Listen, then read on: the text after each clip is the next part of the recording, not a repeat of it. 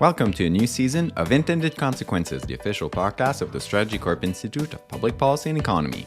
I'm your host, Sebastian Lebrec. We begin the 11th season of the show by talking about municipal financial sustainability. If you're involved in the municipal world, you know this is top of mind for councils and city staff. In the 2024 survey of Ontario CAOs, StrategyCorp asked CAOs what keeps them up at night. Municipal finance was at the top of the list. Probably no surprise there. Our report noted that many CAOs spoke of financial challenges not just in terms of the gaps and shortfalls they're trying to fill, notably with respect to infrastructure, but in the context of affordability for residents. This is a complex question, really. And there's so many different dimensions to this complex question. So it goes well beyond just neat and tidy revenue and expense columns in an Excel document. And decisions in that area, they have real implications for local residents and businesses. To talk about municipal financial sustainability, I invited two senior advisors from StrategyCorp, Tony Haddad and Michael Fenn. Both of them are well-known figures in the Ontario municipal landscape, so I'll save you their bios. But before we talk about municipal finance, Tony, you attended the Rural Ontario Municipal Association conference in January, so I'm a little curious. What were some of the major topics of conversation at Roma? What seems to be top of mind for rural municipalities? Well, not unlike all municipalities, some of the topics included housing, a need for a new funding model, homelessness and mental health, which is affecting many communities, development charges and related infrastructure, policing costs, particularly with OPP contracts recently being renewed, and provincial programs that are cost shared by the municipalities and the growing percentage that is now being expected from municipal share as opposed to the provincial share. We'll actually cover a lot of those topics in the podcast, so this is great. Okay, back to municipal finance now. Let's start at a bit of a high level. So, Michael, I'll go to you first. How has the thinking around municipal finance evolved in the last 2 decades in Ontario? Well, I think in simple terms, it can be that the fiscal framework that governs the way we finance municipal services hasn't evolved as fast as the responsibilities of municipalities have evolved. The financial system we have in place, in large measure, has all the trademarks of the system that was put in place in 1867 when the world was a lot different. And the existing arrangements, municipalities would argue, is a broken fiscal framework. It doesn't reflect the fact that municipalities have a wide range of responsibilities from environment to social policy to health that really were not reflected in the original arrangements.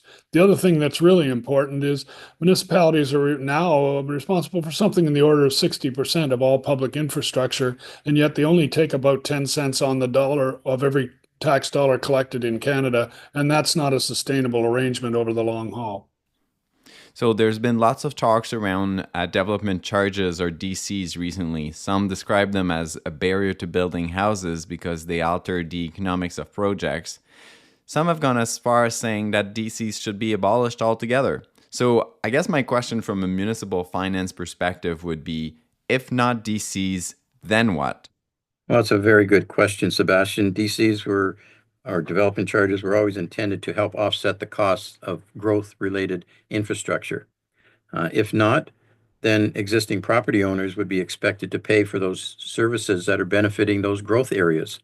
Is that realistic? Is that fair? Some would question that. Developers and municipalities need to address how these costs of development should be properly shared in order to maintain housing that's affordable to the average person. We're seeing those costs increasing and becoming more and more out of reach for the average purchaser. To accommodate growth, someone has to pay for those infrastructure services. So to your question, if it's not a development charge, then what should it be? So what should it be, Michael? Well, as Tony says, the development charge revenue is really a reflection of what it costs to build infrastructure for new development or to buy into an existing capacity. And that ranges. There have been estimates between $70,000 and $130,000 per housing unit. So, as you say, if it's not development charges, then where would you get that money? Even if you accept development charges, they're probably reaching the practical limits of what can be imposed, and we need some alternatives. One thing that's really obvious is development charges are premised on the idea that infrastructure should be paid for in advance. Well, infrastructure isn't used in advance, it's used over a long life. And there should be ways in which everyone who benefits from infrastructure makes a financial contribution towards its cost. And also, there should be a way in which municipalities do, as they do in many parts of Canada, make judicious use of public infrastructure debt to pay for that infrastructure. We wouldn't buy, unless you're selling a house, you wouldn't buy a house for cash. You buy a house with a mortgage and you pay for it over time. Infrastructure is the same story, and the financing it should increasingly reflect that reality. Related to all of this, sometimes there's a lot of attention being paid to municipal reserves, and there's a bit of a misunderstanding. Some people think it's just like dead money sitting around that municipalities are just piling in a corner, but it actually serves a purpose. So, what's the most effective approach for municipalities to build reserves and then to use them, Tony? Well, ideally, the municipality would have a policy as it relates to the establishment and creation of reserves and reserve funds. The reserves are generally established for specific purposes that are accumulated over the long term to meet future needs and future demands, future projects.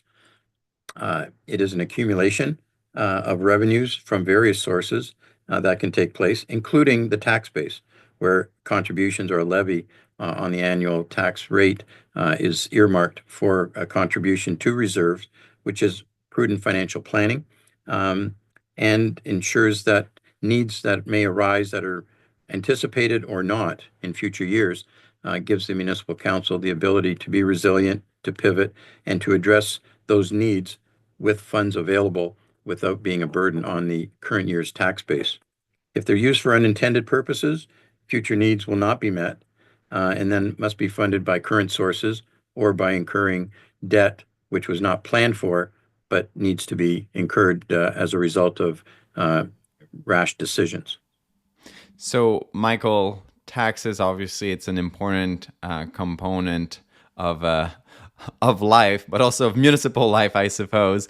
As we noted in our CAO survey, many councils in Ontario adopted larger property tax and rate increases in 2024. But, usually raising taxes is not all that popular with residents, especially because those residents will eventually vote. So, how can municipal councils effectively communicate and justify the need to raise taxes and rates?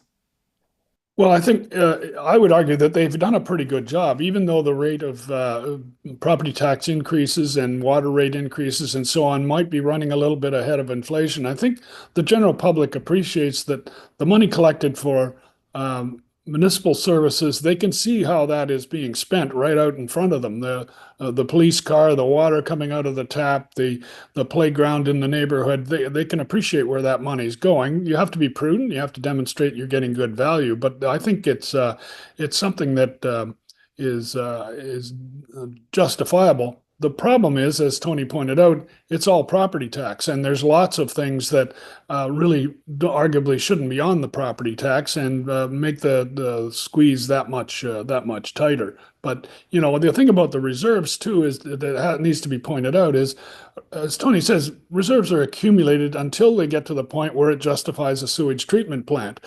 You don't build infrastructure one house at a time. You don't take the money that's paid in an individual development charge or even a subdivision and use that money all in one go. You accumulate the money, you match it up with debt or with other municipal revenues, and then you build the infrastructure. So it's a little disingenuous to suggest that because municipalities have earmarked reserves for a specific range of projects, that they should spend the money because they haven't got around to building the projects yet. So, Tony, Up until recently, you were the CEO of the Chamber of Commerce of Windsor. So I have an economic development question for you. So oftentimes we hear politicians say, we have to grow the economic pie because it will will have positive impacts on revenues. So in the municipal context, I'm curious to hear from you on this. What's the role of local economic development in supporting municipal financial sustainability? Well, economic development is key to every municipality's future growth. It supports job creation in a municipality. It translates into new assessment for the municipality from the investment that's made in an industrial facility, which generates property taxes. It provides employment. It provides the job creation for that employment, and those employees require housing. There's a supply chain that's needed and activated to support that industry. So all of those features certainly support the economic development plans for the municipality and provides the opportunities for expanded programs and services to be provided.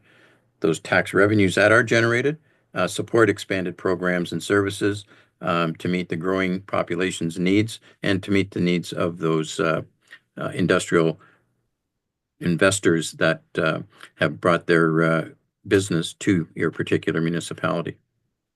Michael, I'm curious to hear from you there. Well, one thing I would say is we are recording this in the month of February, where we have reinforced on ourselves the unpredictability of the United States economic and fiscal policy and tariff policy.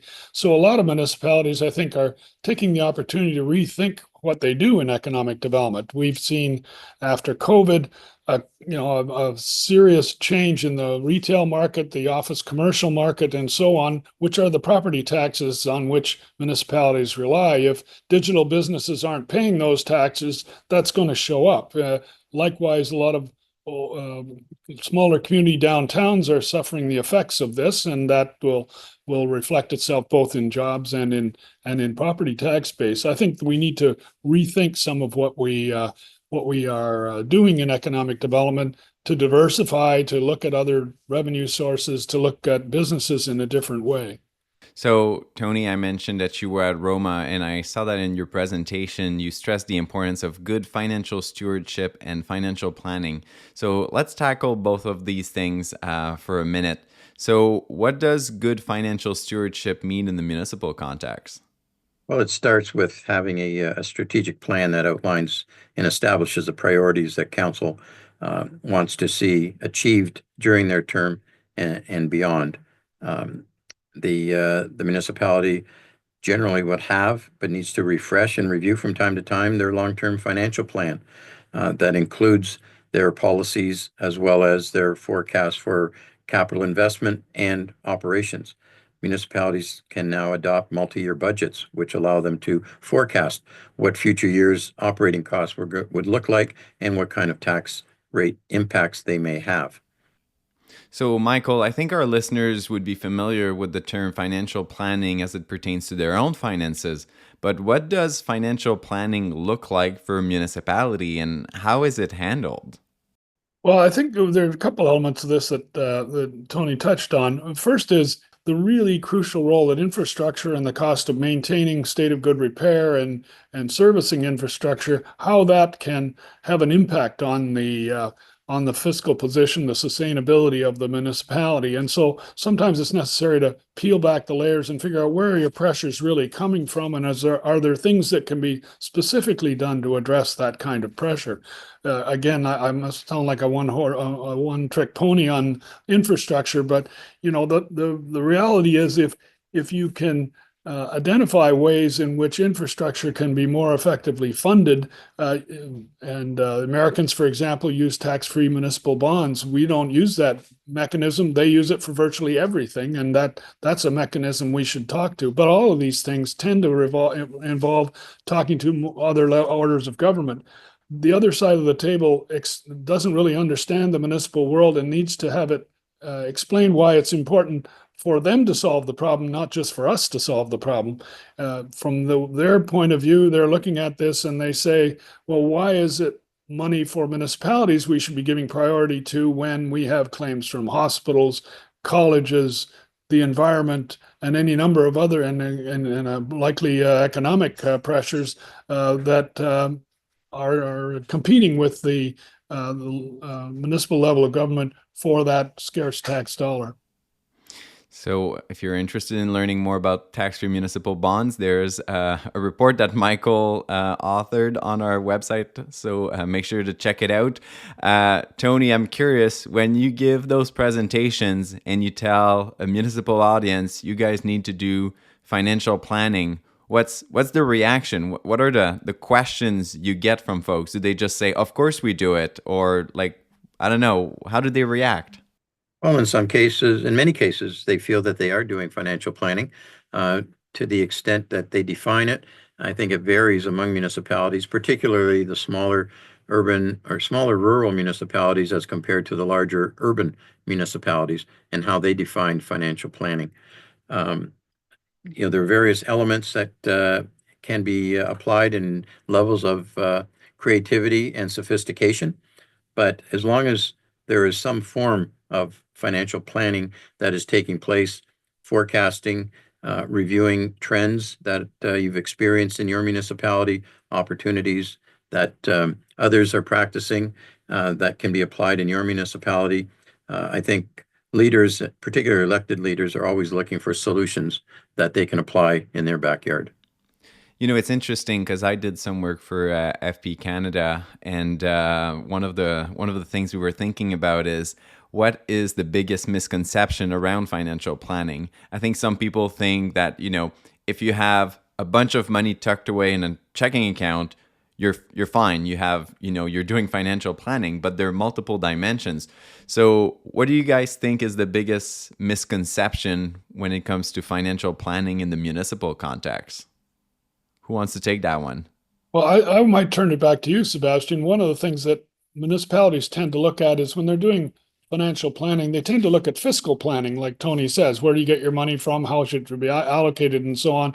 I'd argue you should look at some of these issues in a broader context, the economic context, and things you could do to improve that, ways in which services can be modified, transferred, reconfigured, discussions with the province and potentially with the feds over who's really responsible for which of these services and things of that kind, raise the bar a bit and allow you to look at new ways of doing things. And on the new ways of doing things, one of the unique advantages I think that we enjoy working with a firm like StrategyCorp is because we deal with lots of municipalities, we get to expose to lots of good ideas, and municipalities aren't in competition with each other in any fundamental way. So they freely exchange good ideas, but you have to document them and figure out whether they are things that can be replicated in other contexts.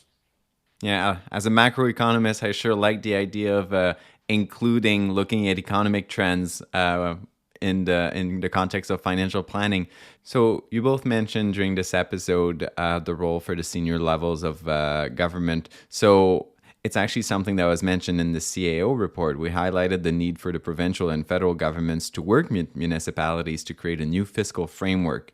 So we saw, big cities like Toronto and Ottawa get deals, but obviously, the senior levels of government, they're not going to negotiate piecemeal deals with every single town in Ontario. That's just unrealistic. So what are some of the avenues senior governments can look at to create a new overarching fiscal framework? Michael, we'll send that very simple question to you.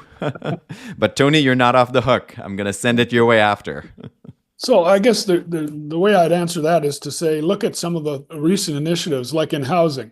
Federal government decided it wanted to get back into the housing business, and the provinces set some ambitious targets for itself. But they came to realize that both in housing in general and in affordable, sustainable housing for the disadvantaged groups in our society, that the best player to deliver that is often the municipality. If the municipality doesn't have the money or doesn't have the resources, then they can't do it. So there's really a transaction to be negotiated there, which is if other levels of government thinks municipalities can do a better job than they can because they don't have the on-the-ground capacity, then there's a solution for that. It's to provide adequate funding and to allow the municipalities through their own ingenious ways of delivering the services rather than mandating them through some rigorous legislative or regulatory regime. The other is that there may be functions that municipalities arguably shouldn't be doing, or shouldn't, at the very least, shouldn't be funding. In other parts of the country, for example, they don't do public health, they don't do long-term care, they don't do welfare program administration. There are lots of things that are done differently in different places. Some places are organized differently so that some utility services are delivered in a different model. So I think we need to look at things going back to basics and figure out a bit of a who does what exercise. Tony? Well, some great points from Michael. I think another opportunity that we saw some good experience with is the provincial MOU table, where issues that were being raised by the provincial ministries, identifying their objectives, the what and the why they wanted to do things, and then having conversations with municipal officials who would be the delivery agents as to how they can best be delivered, how they can best meet the objective that the senior government has on those particular topics, and in partnership, come up with funding models that can support the delivery, meet the objectives of the province, and provide the adequate resources, as Michael mentioned, to the municipality to successfully deliver them at the local level. All the same taxpayers are the beneficiaries here. They're also being the funders through various levels of taxation. So those kinds of conversations, I think, have proven to be well served in the past, and perhaps we should be revisiting them. Yeah. So perhaps for my last question, I'll ask you a counterfactual, because I think this is an interesting intellectual exercise. In your opinion, if the senior levels of government don't step up to create a new overarching fiscal framework for municipalities, what kind of future are we looking at for, say in 5-10 years for the municipal world? Well, maybe I'll start off and Tony can do the wrap up. I guess my sense of it is if we don't get an overarching new fiscal framework, and there are those who aren't very optimistic about that for the reasons I mentioned before, that there's a lot of competition for the dollar and things of that kind. I wouldn't dismiss out of hand the idea of doing one-off arrangements. Now, you don't do it municipality by municipality, except for the very large places, I suppose, but you can do it function by function. And there are ways in which that can be negotiated effectively. And so I guess from the municipal point of view, if there's going to be federal and provincial money, we'd like to have it comprehensive, but we'll take it in any envelope they want to put it in. And so I think in that sense, there's an opportunity to pick up on their priorities and say that priority can be resolved if you give municipalities the funding and the resources and the regulatory regime that allows us to do the job and get the results you want. But I always say, don't spec the route, spec the destination. Tell us where you want to go. We probably can figure out how to get there better than you can. Totally agree, Michael. I can see some of the challenges that some of our colleagues in rural Ontario are facing currently, some of the smaller municipalities where they're simply reaching a point where their capacity is such that they can't continue to survive and to provide all of the services, particularly as it relates to infrastructure that's needed within their communities. So the need for greater amount or greater degrees of shared services, perhaps even conversations around consolidations, where it makes sense, where there can be economies of scale achieved so that it removes and relieves the burden on some of the smaller Ontario municipalities that simply don't have the capacity to deliver on what's expected of them today.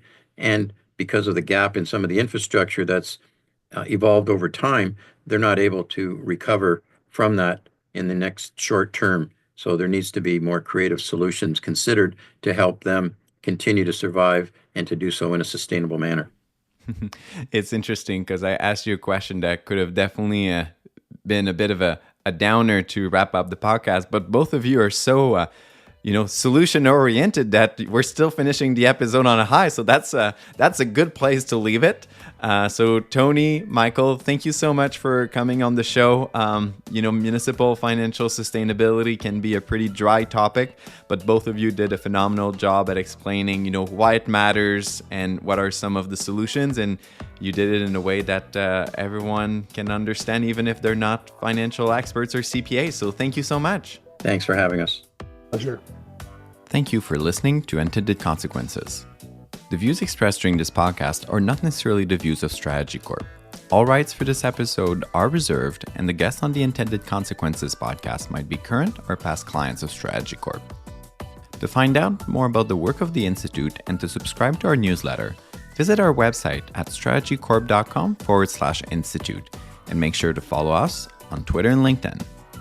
I'm Sebastian Lebrec, and I intend to talk to you again next episode.